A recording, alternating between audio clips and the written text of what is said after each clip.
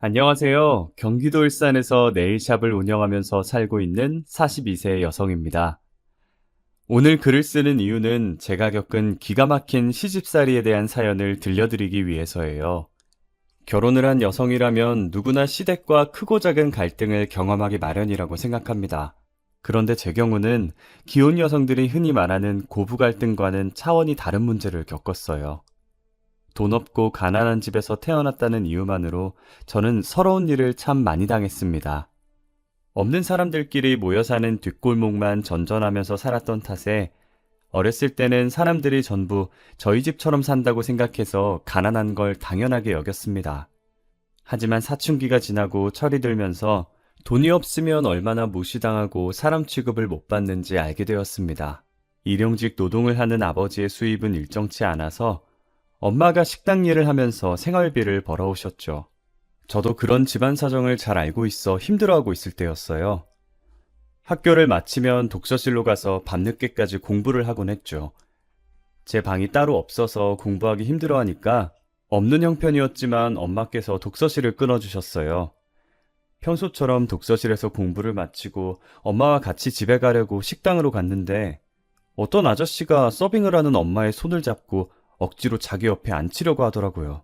내일 모레 50인 여자 얼굴이 왜 이렇게 고운 거야? 조금만 꾸미면 처녀라고 해도 믿겠어. 자, 앉아서 술 좀 따라봐. 사장님, 도대체 왜 이러시는 거예요? 제가 지금 바빠서 앉아있을 수가 없어요. 어허, 아무리 바빠도 단골 손님은 챙겨야지. 엄마가 싫다고 해도 환갑을 넘긴 것 같은 아저씨는 막무가내였어요. 끝까지 엄마의 손을 잡고 놔주지 않더라고요.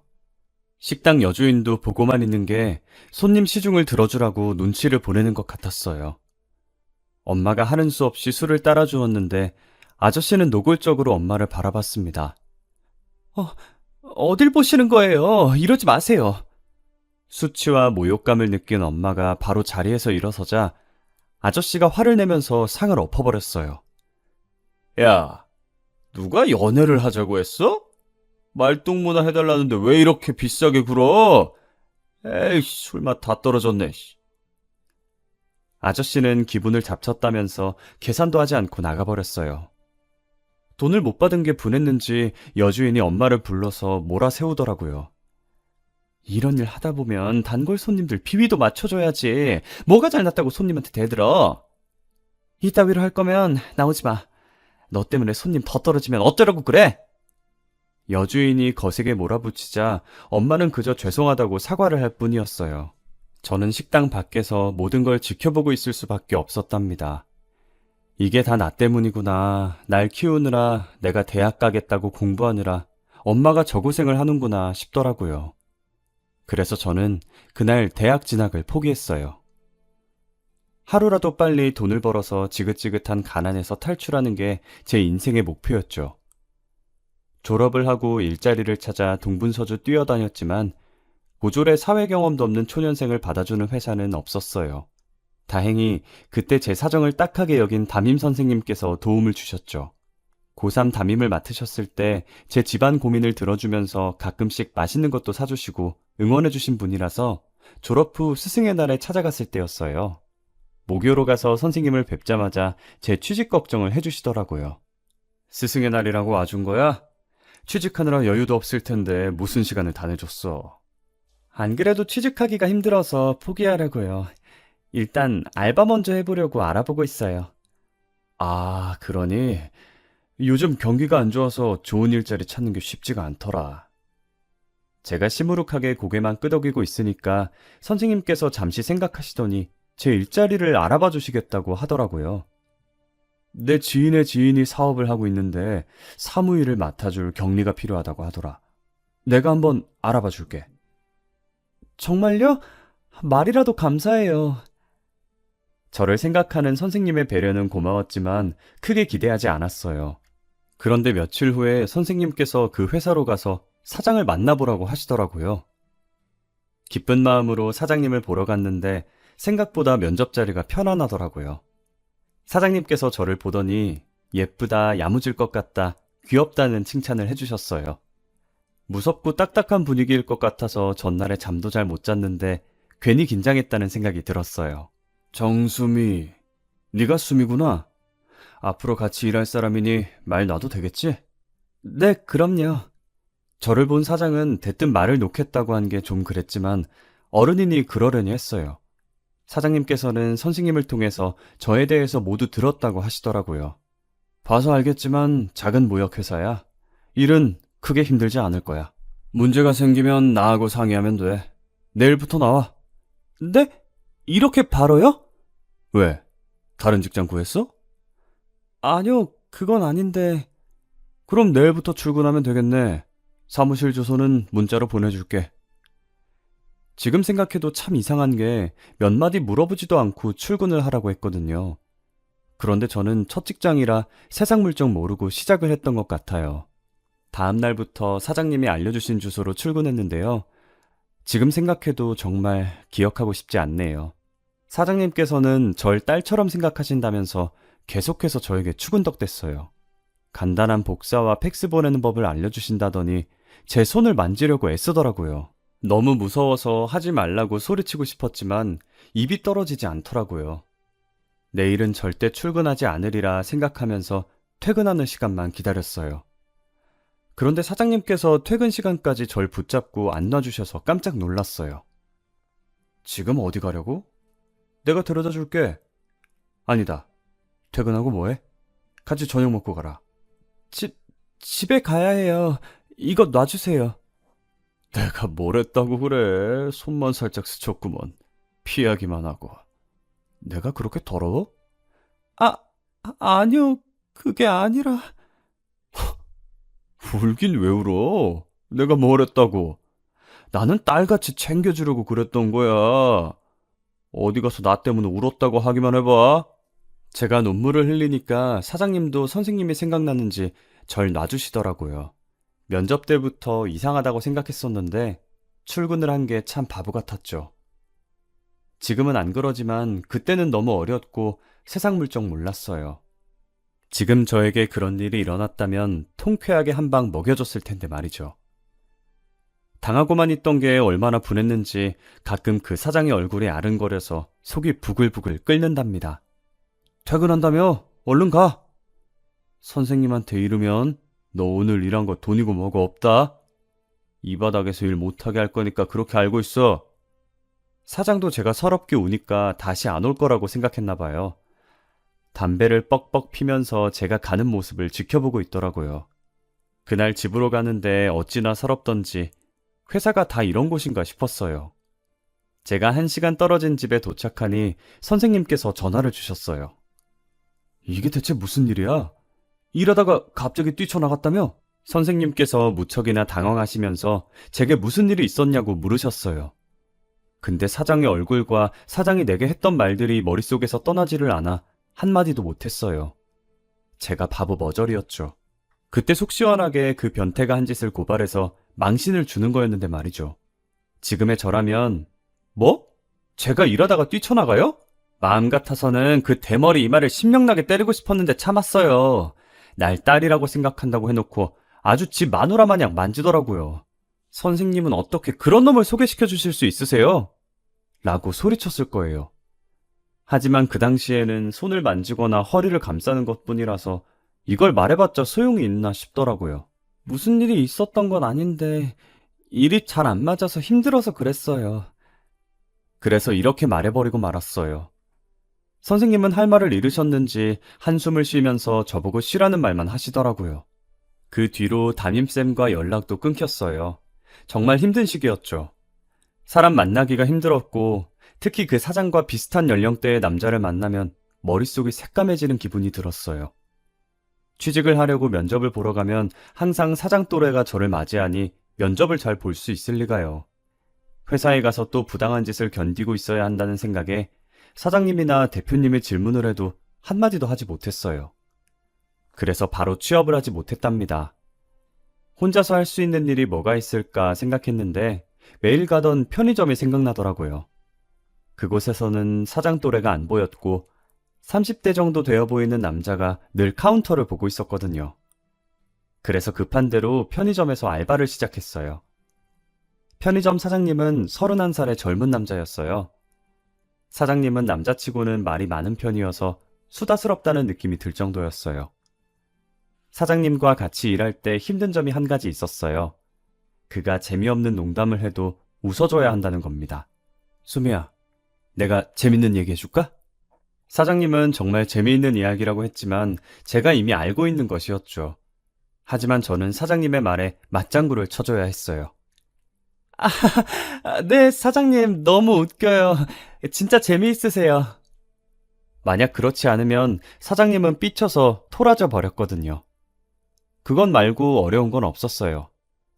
어쩌다 진상 손님들이 있었지만 사장님이 처리해줬습니다. 수미야, 우리 둘만 있을 때는 편하게 오빠라고 불러. 아, 그래도 사장님인데. 야, 우리 사이에 뭐 어때? 괜찮아. 처음에는 어색해서 오빠라는 말이 입 밖에 나오지 않았지만 1년이 지나자 저는 사장님을 자연스럽게 오빠라고 부르면서 슬며시 말을 놓기도 했어요. 그러다가 자연스럽게 저한테 남자친구는 있냐, 엄마 아빠는 뭐 하시냐, 학교는 안 가냐 등등 다양한 질문을 하시더라고요. 당연히 저는 불편한 질문들이라서 그럴 때마다 표정이 굳었죠. 그냥 뭐 엄마 아빠는 일하시고 학교는 가기 싫어서 안 가는 거예요. 아니, 나는 네가 궁금해서 물어봤던 건데 기분 나빴어? 자꾸 물어보셔서 좀 그래요. 아, 불편했구나. 나는 대학을 안 갔거든. 난 괜찮아서 불편할 걸 생각 못했다. 요즘 전문대라도 가는 추세니까 왜 안 가나 궁금했어. 가고 싶었는데 못 간 거면 도와주려고 했지. 어떻게 도와주게요? 등록금이라도 내주시게요? 네가 공부하고 싶으면 그렇게 해줄게. 도대체 왜요? 처음에는 나한테 원하는 게 있나 싶었어요. 저한테 트라우마를 안겨준 그 대머리 사장이 생각나서 의심이 가더라고요. 세상에 공짜가 어디 있나요? 저는 무슨 꿍꿍이가 있어서 이런 거라고 생각했는데 편의점 사장이 뜻밖의 말을 꺼냈어요. 내 동생이랑 닮아서 그래. 내 동생이 대학 가고 싶어 했는데 그때 형편이 안 좋아서 못 갔거든. 그렇게 여유 있음 지금이라도 보내면 되잖아요. 집을 나갔어. 가난해지니까 가족들이랑 사이가 안 좋아지더라고. 지금이라도 돌아와서 대학 가겠다고 하면 좋겠다. 그럼 당장이라도 보내줄 텐데. 사장님이 씁쓸한 표정으로 동생이 그립다고 말하는데 마음이 흔들리더라고요. 가난이라는 게 참 무섭다고 말하는데 공감이 가기도 했죠. 사장님이 어떻게 해서 성공했는지 무용담을 들려주는데 너무 멋진 사람이라는 생각이 들었어요. 편의점 하기 전에 별의별 짓을 다 해봤어. 평범한 회사인 줄 알았는데 들어가 보니까 다단계 회사인 거 있지? 조용히 나오느라 고생했었지. 그때는 정말 세상 물정 몰랐어. 주식 공부해서 번 돈 아니었으면 편의점도 못 차렸을걸? 어떻게든 가난에서 벗어나려고 주식은 물론 공무원 공부, 자격증 공부, 공부랑 공부는 다 해봤다고 하더라고요. 이 사람이라면 배울 점이 많겠다 하는 생각이 들자 자연스럽게 마음의 문이 열렸던 것 같아요. 그러다가 단둘이 술을 마시는 일도 잦아졌죠. 처음 며칠은 편의점 근처 술집만 찾았지만 시간이 지나자 사장님 집에서만 먹게 되었어요. 퇴근 후 술을 마시는 횟수만큼 저희들 사이는 점점 가까워졌죠. 그때부터 저는 사장님에게 반말을 할 수 있게 된 것 같아요. 제가 너무 방심해서일까요? 결국 넘지 말아야 할 선을 넘고 말았죠. 술김에 딱 한 번 잤는데 한 달 뒤에 전 임신을 했다는 사실을 알게 되었어요. 그래도 전 오빠를 믿었어요. 설마 애를 지워라, 어떻게 해봐라, 책임 전가하지는 않겠지 싶었습니다. 그런데 생각과는 다르게 애를 가졌다는 말을 꺼내자 오빠의 얼굴이 심각해지더라고요. 애가 생길 거라는 생각은 전혀 못했는데. 뭐라고? 지금 그 반응은 뭐야? 아니, 왜 화를 내? 책임지면 될 거 아니야. 그런데 왜 그렇게 말을 해? 어차피 책임질 거 좀 좋게 말해줄 수 없어? 내가 뭘 했다고 그래? 한숨 쉰 게 그렇게 잘못했어? 정말 할 말이 없어지더군요. 울며 겨자 먹기로 책임지겠다고 하는 것 같았지만 어쩔 수 없었어요. 지울 용기도 없었고 지우고 싶지도 않았어요. 오빠 집안이 돈이 많은 알부자라는 걸 알고 있어서 내심 애만 키우면서 돈 걱정 안 해도 되겠구나 싶었거든요. 하지만 좋다고만 생각했던 장점이 결혼을 해보니 가장 큰 문제라는 생각이 들더라고요. 시댁에 돈이 많은 게 무슨 문제가 되냐고 생각하시겠지만 반대로 제 친정에 돈이 너무 없어서 문제였어요. 처음에는 그런 생각을 못했는데 시어머니를 만난 다음에 돈이 없으면 결혼도 쉽지 않다는 걸 깨닫게 되었습니다.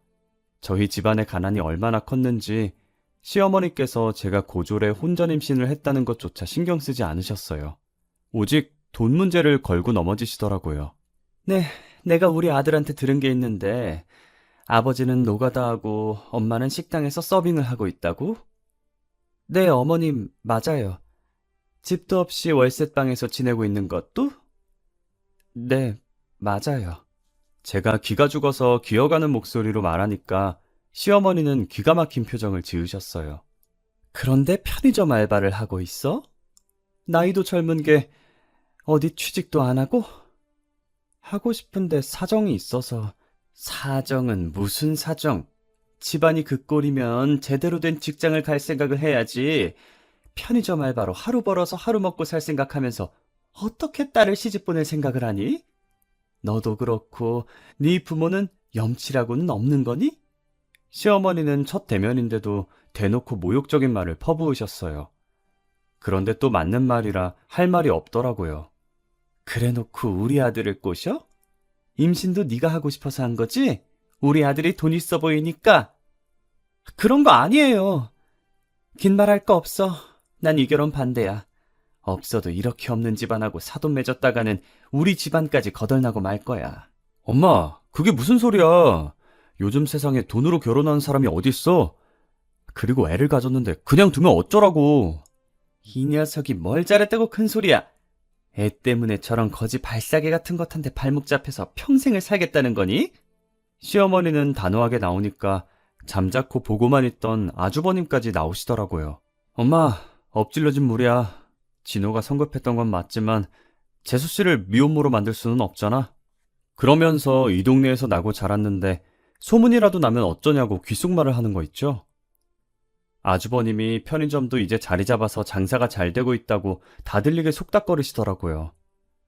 이보다 좋은 부지도 없다면서 지금 하고 있는 식당도 옮기면 우리가 손해라고 쑥덕거리는데 일부러 들으라고 하는 말인지 속이 상해서 고개만 숙이고 있었습니다.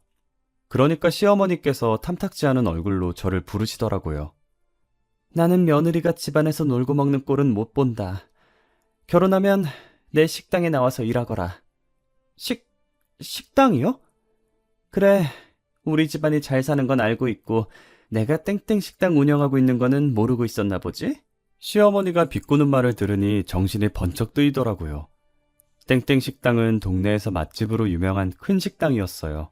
그 식당이라면 꽤 오랫동안 돈을 갈퀴로 모았을 텐데 제가 남편을 쳐다보고 있으니 어색하게 웃기만 하더군요. 제 예상이 맞았어요. 남편이 예전에 어려웠고 동생이 대학을 못 갔고 했던 것들이 다 거짓말이었던 거였어요. 제가 시댁을 나오면서 왜 거짓말했냐고 물어보니 남편이 오히려 뻔뻔하게 나오더라고요. 아니, 내가 언제 그런 말을 했어? 술 먹다가 헛소리한 걸 잘못 들은 거 아니야? 이런 작자한테 넘어가 임신을 하다니 그저 제 외모만 보고 한번 잤으면 해서 이런저런 말로 제 마음에 들려고 떠본 거였어요. 제가 대학 이야기나 돈 이야기, 집안 이야기를 할 때마다 퉁명스럽게 변하고 옷도 추레하게 입으니 이런 이야기를 하면 좋겠다 생각했던 거죠. 당신 거짓말하니까 좋아? 나랑 자려고 별수를 다 썼구나. 남편은 제가 비꼬는 말을 내뱉었는데도 끝까지 그런 말 한 적 없다고 하더군요. 제가 식당은 왜 말 안 했냐고 물어보니까 원래 그 식당은 시아버지 소유였는데 몇 년 전에 시아버지가 세상을 떠나면서 시어머니께 유산으로 물려주었다고 해요. 그래서 자기 거가 아니라 시어머니 거라고 하더라고요. 왜 이렇게 기분 나빠해? 오히려 좋아해야 하는 거 아니야? 이 동네 사람들 외식하면 무조건 땡땡 식당으로 오는 거 너도 알고 있잖아. 알고 있어서 할 말이 없었어요. 남편은 기억이 나지 않는다고 우기지 식당에서 나오는 수입도 엄청나지. 제가 여기서 무슨 말을 하겠어요. 저와 제 아이가 버려질 뻔했지만 이 맛집 때문에 우여곡절 끝에 결혼을 하게 되었으니까요. 다행이라고 생각하려고 노력했죠. 하지만 그때부터 가시밭길 같은 저의 시집살이가 시작되었어요. 시어머니는 임산부인 제 사정은 조금도 생각해주지 않고 식당 일을 시켰습니다. 옛날에는 애를 낳기 바로 전날까지 밭에서 일을 했다. 애가 졌다고 핑계대면서 게으름 피울 생각은 안 하는 게 좋을 거다. 저는 시어머니의 감시를 받으면서 식재료들을 옮기거나 다듬어야 했죠. 청소와 서빙까지 잠시도 쉬지 못하고 몇 사람 몫의 일을 해야 했어요. 어찌나 저를 부려먹던지 식당 직원들도 저를 애처로운 눈빛으로 바라볼 정도였습니다. 제가 눈물을 흘리면서 양파를 깠다, 대파를 다듬었다, 정신없이 일을 하고 있으니 얼굴에 흐른 눈물과 땀까지 대신 닦아주셨습니다. 아휴, 애가 진 며느리한테 너무하는 거 아니야? 저러다 애 떨어지면 어쩔 거야. 이제 익숙해져서 괜찮아요. 저는 재료 손질하고 갈 테니까 얼른 먼저 퇴근해 보세요. 에휴, 이걸 다 언제 하려고 퇴근하래. 같이 하자. 이런 식으로 제가 할 일을 도와주신 적이 많이 있었습니다. 시어머니는 카운터에 앉아서 탱자탱자 놀면서 말만 많다, 성질이 더럽다, 텃세가 심하다, 뒤에서 험담을 하는데 속이 시원할 때가 많이 있었습니다. 하지만 그것도 잠시, 식당 일하는 아주머니들보다 시어머니를 더 많이 보니 제 속은 썩어 문드러질 것 같았어요. 야, 이리 와봐. 진호가 편의점 알바를 뽑겠다는데 내일부터는 편의점에도 나가라. 괜히 비싼 돈 들여서 사람을 쓸 필요 없잖아? 주방 보조 일을 하고 있는 저를 다짜고짜 부르더니 편의점 일도 하라는 거 있죠? 정말 어이가 없는 말이었어요. 홀몸도 아닌 제게 식당 일을 마치고 밤에는 편의점에서 남편을 도와주라뇨. 네? 어머니, 저 홀몸이 아니라서 힘들어요. 제가 그럴 수 없다 조심스럽게 이야기하니 남편도 옆에 서서 짜증을 내더라고요. 엄마 미쳤어? 지금도 힘들게 일하는데 편의점에 나와서 두탕을 뛰라는 거야? 그러다 유산이라도 하면 어쩌려고 그래? 넌 닥치고 가만히 있어. 자꾸 대들면 편의점 팔아버릴 거야. 내가 애야? 왜 자꾸 편의점으로 협박하는데? 뭐 협박? 그러니까 주식한다, 자격증 공부한다, 공무원 한다 나댈 때부터 잘했어야지. 집에서 노는 놈 편의점 줬더니 뻔뻔 실없네. 식당 잘 안 돼서 빚더미 나 앉았을 때를 생각해봐. 너 그때였으면 집도 없이 길바닥에서 잤어야 돼. 그 말을 듣는 순간 제가 바보 같더군요. 남편이 한 말이 전부 다 거짓이라는 생각이 들었습니다. 저한테 잘 보이려고 주식해서 벌어놓은 돈으로 편의점을 시작했다고 말했나 봅니다. 자격증이니 공무원이니 말만 번지르하게 해놓고 호감을 산 남편이 미웠죠. 하지만 한편으론 잠시나마 남편을 성실하고 멋지게 본 제가 바보같이 느껴졌습니다. 남편도 찔렸는지 제 눈치를 보면서 소리치더군요. 여기서 그 말이 왜 나와? 대학 보내준다고 할 때 대학이라도 가지. 나이 먹고 대학 가는 게 뭐가 창피하다고. 그냥 너 같은 놈은 지원해주지 말 걸 그랬다. 취직도 싫다고 고집 피우는 놈을 내가 뭐가 예쁘다고. 시어머니의 독한 말에 남편은 입을 다물어야 했어요. 학구열 있고 도전하는 걸 좋아한다고 생각한 남편이 대학도 가지 않고 취업도 하지 않으려고 했더군요. 결혼하고 나니 남편의 실체가 보이기 시작했습니다. 남편도 그때부터 본색을 드러내고 자신의 본성을 불더군요. 엄마, 왜 말을 그렇게 해?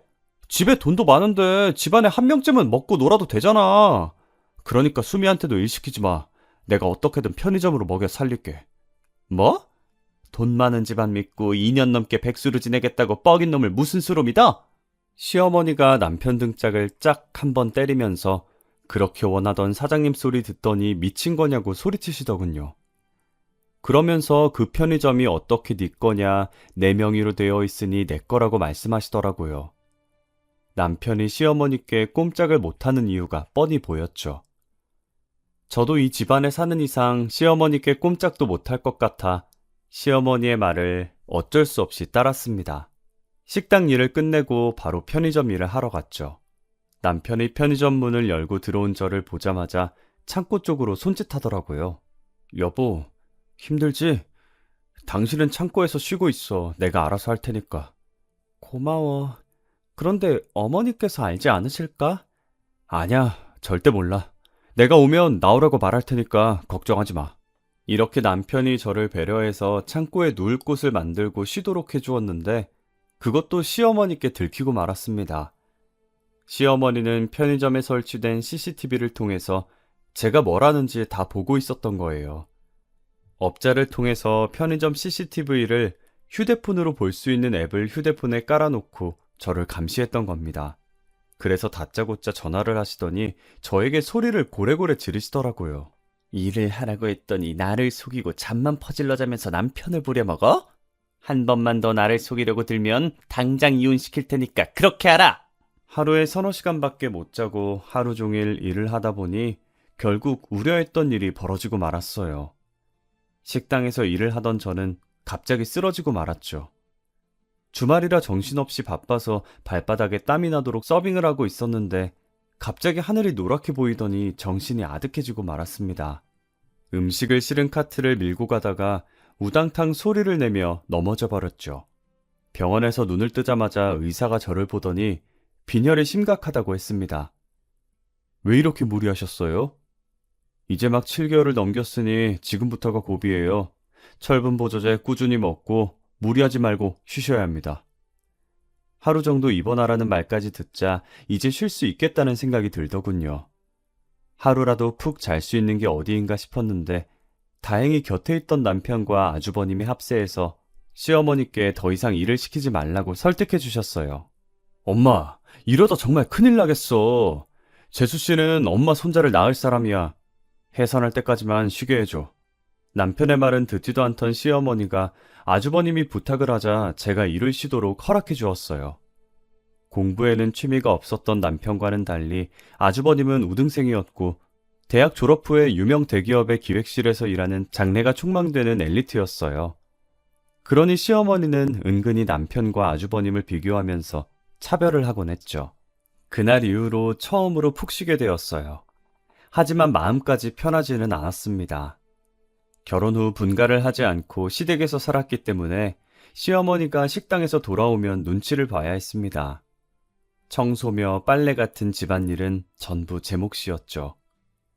시어머니 눈치를 보면서 피가 마르는 것 같은 시간을 보낸 뒤에 저는 아들을 낳았습니다. 산부인과 의사도 아직 빈혈 증상이 남아있으니 당분간은 편히 쉬면서 몸조리를 잘하는 게 중요하다면서 좋은 산후조리원에서 회복할 것을 권했어요. 남편도 조리원을 알아봐 주겠다고 말했는데 시어머니가 그걸 알고 펄쩍 뛰면서 안 된다고 하는 겁니다. 너 미쳤어? 돈을 길바닥에 뿌리는 한이 있어도 저게 조리원에 들어앉아서 호강하는 꼴은 못 본다. 당장 집으로 들어오라고 해. 시어머니의 불호령에 조리원은 꿈도 꾸지 못하고 젖먹이 아들과 함께 시어머니가 기다리고 있는 집으로 가야 했습니다. 남편이 슬며시 저를 친정에 보내서 한 달이라도 몸을 추스르게 하자고 했지만 시어머니는 그것마저 허락하지 않았어요. 딱 2달이 지나자 시어머니는 제게 식당으로 나오라는 명령을 내리시더라고요. 저는 그날부터 젖먹이 아들을 키우면서 식당 일을 해야 했죠. 그리고 2년 정도가 지났을 때였을까요? 집안에서 아주버님 결혼 이야기가 슬슬 나오고 있었어요. 너는 진호처럼 말도 안 되는 여자를 만나면 안 된다. 좋은 혼처를 찾아줄 테니까 나한테 맡겨. 시어머니는 아주버님의 혼처를 직접 물색했고 전문 중매쟁이를 통해서 좋은 집안의 여성을 소개받았습니다. 시어머니가 고른 동서의 집안은 만만치 않았어요. 사업가 집안으로 재력이 탄탄했고 동서는 해외 유학파 출신의 교양과 세련미가 넘치는 커리어 우먼이었어요. 아주버님도 동서의 외모와 조건이 마음에 들었고 둘은 교제를 한 지 몇 달 만에 바로 결혼에 꼴이 나게 되었어요. 그런데 그 불똥은 저한테 튀었습니다. 시어머니는 모든 면에서 저와는 정반대의 좋은 조건을 가진 동서와 비교하면서 심한 모욕감을 주었어요. 너도 나한테 맡겼으면 네 형수처럼 좋은 여자 만났을 거 아니냐? 아휴, 내 팔자야. 시어머니는 남편에게 저 같은 여자를 데려왔다고 때늦은 타박을 늘어놓았어요. 더 큰 문제는 시어머니뿐만 아니라 동서도 저를 무시한다는 것이었죠. 시어머니께 무슨 말을 들었는지 갑자기 저를 보고 학교 이야기를 꺼내더라고요. 어머, 대학을 안 갔다고요? 대학 안 가고 취직부터 한 거예요? 취직은 무슨, 편의점 알바한 게 전부란다. 그럼 왜 대학을 안 갔대? 올케는 참 욕심이 없나 봐요. 동서는 첫 대면부터 저의 학력을 들먹이면서 무시했고 자기가 미국에서 유학을 했던 경험을 늘어놓으면서 제 귀를 죽이려고 들었어요. 괘씸하고 분했지만 빵빵한 친정을 등에 업고 잘난 척을 하는 동서에게 고분고분 따르는 수밖에 없었어요. 손이 동서였고 나이도 저보다 많아서 시어머니 말고 상전이 하나 더 생긴 꼴이었죠. 시어머니의 태도는 더 가관이었어요. 저를 볼 때는 얼음처럼 차가운 표정을 짓다가도 동서를 보면 입이 귀에 걸려서 활짝 웃으면서 아양을 떨더라고요. 둘이 죽이 맞아서 히히덕거리는 꼴을 보면 정말 비참했지만 가난이 죄라서 모욕과 수치를 참아야만 했습니다. 동서는 결혼 후에 당연히 분가를 해서 살았지만 자주 시댁에 들렀어요. 시댁에 올 때마다 동서는 좋은 선물들을 사와서 시어머니를 기쁘게 해주었어요. 아니, 이건 말로만 듣던 한정판 땡땡 가방 아니냐?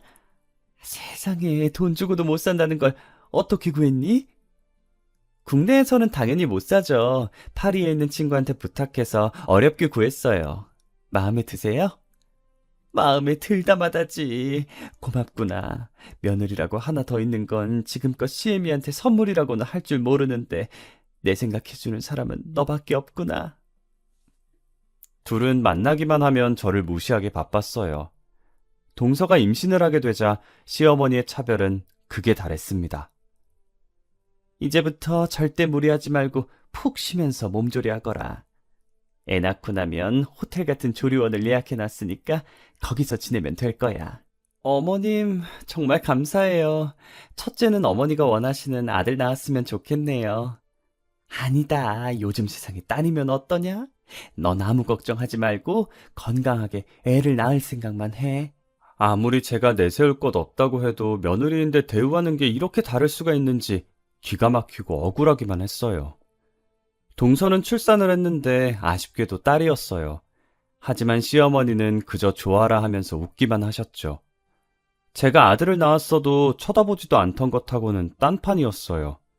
오히려 저보고 동서 뒷바라지를 하라는 명령을 하더라고요. 너 내일부터 큰애 조리원에 가서 뒷바라지 해준 다음에 식당으로 오거라.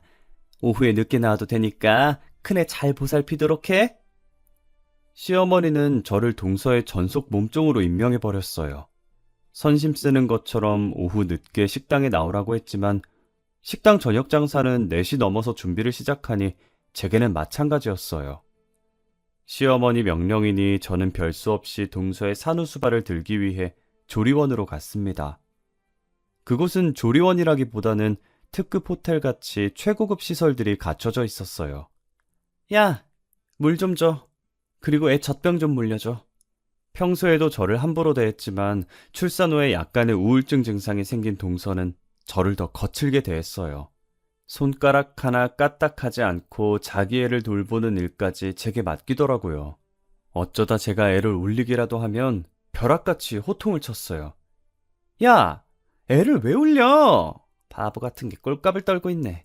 정말 성질대로 하면 뺨을 후려갈기고 싶었지만 그랬다가는 제 인생이 박살나게 되니 초인적인 힘으로 동서의 구박을 견뎌냈어요. 그러다 우연히 동서에게 내연남이 있다는 충격적인 사실을 알게 되었어요. 조리원에 도착해서 동서가 혼자 쓰는 방으로 들어가려고 하는데 동서가 누군가와 통화를 하고 있었어요. 자기야, 잘 지내? 너무 보고 싶어. 내일 조리원으로 한번 올래? 뭐? 괜찮아? 여기 들락거리는 년은 내일 오지 말라고 할게. 그래, 남편은 편의점 본다고 정신없어. 시모가 진짜 구두쇠라서 돈이 많아도 사람을 안 쓰려고 하더라고. 아, 시댁에서는 당연히 내가 다른 남자에 나온 거 모르고 있지. 그걸 알고 있으면 그 노인네가 가만뒀겠어? 처음에는 아주버님과 통화를 하는 줄 알았는데 마지막 말에 저는 얼어붙고 말았어요. 동서가 다른 남자애를 낳았다니. 제가 충격에 빠져 있다가 몇 분 뒤에 방 안으로 들어가니 동서가 자기 친구들이 올 거니까 내일은 오지 말라고 하더라고요. 그래서 결심했습니다. 그날 적당한 기회를 보다가 동서가 샤워를 하는 틈을 타서 그녀의 휴대폰을 살펴보기로요. 비밀번호가 걸려 있었지만 그 전에 얼핏 봤는데 단순한 패턴이라서 쉽게 기억할 수 있었어요. 패턴을 열어 톡과 문자 등을 빠르게 훑어보았는데 내연남과 주고받은 낯뜨거운 말들이 가득 있었습니다. 정말 충격적이었던 건 내연남이 그녀에게 보낸 사진들이었어요. 내연남은 동서와 은밀한 관계를 가질 때 그 모습을 사진으로 찍었고 그걸 동서에게 보냈던 겁니다. 정말이지 소름 끼치는 변태들 같았어요. 저는 떨리는 손으로 동서가 샤워실에서 나오기 전에 모든 증거들을 제 휴대폰으로 전송해 놨습니다. 그리고 다음날 식당으로 갔죠. 조리원에 있을 시간인데 여기는 왜 왔어? 시어머니는 저를 보자마자 핀잔을 주시더라고요. 저는 어머님이 뭐라 하든 간에 휴대폰을 열어서 동서와 내연남이 저지른 낯뜨거운 사진들을 보여주었습니다. 사진을 본 시어머니는 입이 딱 벌어졌고 충격을 받아서 아무 말도 못하더라고요. 제가 조리원에 갔다가 동서가 이야기하는 걸 들었는데 다른 남자애를 가졌다고 하더라고요. 애라고? 우리 며느리가 다른 남자애를? 시어머니가 믿을 수 없다는 표정으로 절 보고 있길래 당장 조리원으로 가보자고 했습니다. 제 예상대로 동서는 방 안에서 내연남이랑 있다가 시어머니를 보고 얼굴이 하얗게 질려버렸습니다. 끼고 있던 팔짱을 풀더니 어색하게 웃으며 일어나더군요. 어머니 갑자기 무슨 일로... 너 다른 남자애를 뵀어? 그런데 우리 아들 애인 것처럼 군 거야? 어머니 그게 무슨 말이에요? 갑자기 와서 이런 말 하시니까 당황스러워요. 동서가 제 눈치를 보고 있더라고요. 하긴 들키더라도 저한테 들킬 가능성이 높았으니 저를 의심하는 거겠죠. 그래서 제가 쐐기를 박아버렸습니다. 동서, 제가 다 들었어요. 다른 남자애를 가졌다면서요? 동서가 낳은 애가 저 남자애예요? 옳게! 그게 무슨 소리예요? 이상한 소리 하지 마세요. 동서가 당황스러워하면서 얼굴이 새빨개지더라고요. 그래서 제가 그 모습을 비웃으면서 소리쳤습니다. 제가 이상한 것 같으면 친자검사 해봐요. 친자검사라뇨? 자기야 아니라고 말 좀 해봐. 동서가 안절부절 못하다가 결국 자기 입으로 실토하고 말았어요. 얼떨결에 내연남을 두고 자기라고 부르고는 아차 싶었는지 입을 막더군요. 그 소리를 듣고 열이 받은 시어머니가 동서의 머리채를 잡아챘어요. 뭐? 자기야? 이런 못된 것 같으니 감히 네가 바람을 피우고 다른 놈애를 낳아? 이런 쳐 죽여도 시원치 않은 것! 시어머니가 동서 머리채를 뽑다 못해 얼굴도 쥐어뜯을 것 같아서 친자검사부터 해보자며 붙잡아서 말렸어요. 그 길로 얼른 어머님을 데리고 나와서 조리원 카페에 앉아 차 한 잔을 사드렸죠. 동서가 저를 씹은 만큼 동서에 대한 분노를 내뱉으시더라고요. 저는 그렇게 속 시원하지는 않았지만 앞으로 같이 지낼 시댁 분위기를 생각해 열심히 맞장구 쳤답니다. 덕분에 어머님은 좀 진정이 되신 것 같았어요. 출장 끝나는 대로 친자검사부터 해보라고 해야지. 내가 내 두 눈으로 봐야지 믿을 수가 있을 것 같다. 시어머니께서는 아주버님의 출장이 끝나자마자 동서의 불륜을 알렸어요. 그 길로 바로 친자검사를 한 결과 유전자 불일치로 나왔죠. 결국 동서는 엄청난 위자료를 물고 이혼당해야만 했습니다. 동서를 쫓아낸 다음에 시어머니는 그야말로 몸져 누웠어요.